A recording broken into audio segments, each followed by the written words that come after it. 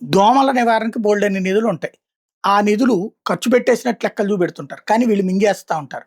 హైదరాబాద్‌లో బయటపడినటువంటి కుంభకోణం ఇది.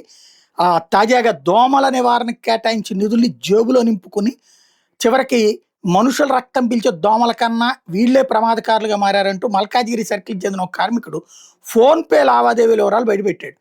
ఫోన్‌పే లావాదేవీల్లో మల్కాజిగిరి సర్కిల్ ఎంటమాలజీ సిబ్బంది మిస్బావుద్దీన్, ముజాహిద్ వికాస్, ముజాహిదు, వికాసు, సురేషు, లక్ష్మణ్, యాదగిరి, దేవేందర్, రజాక్, భాస్కర్, ఉపేందర్, నరసింహరావు, అఖిలోద్దీన్, బురాన్, దేవేందర్, శ్రీను, నరేష్ పేర్లోనే డీజిల్ కూపన్ల జారీకి గాను సహాయ ఎంటమాలజిస్ట్కి ఒక్కో ఫీల్డ్ అసిస్టెంట్ నుంచి నెలకు 15,000 ఇవ్వాలట.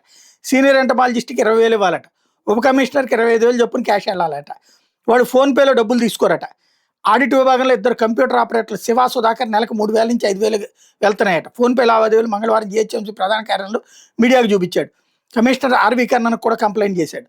సర్కిల్కి రోజు 100 లీటర్ల డీజిల్ కేటాయిస్తే అందులో 30 లీటర్లు మాత్రం ఫాగింగ్కి వాడుతున్నారు, మిగిలిందంతా అదే బంకులో అమ్మేస్తున్నారు అంటూ వీడియో సాక్ష్యాలు చూపెట్టడంతో ఇప్పుడు ఇది పెద్ద చర్చకి తావిచ్చింది.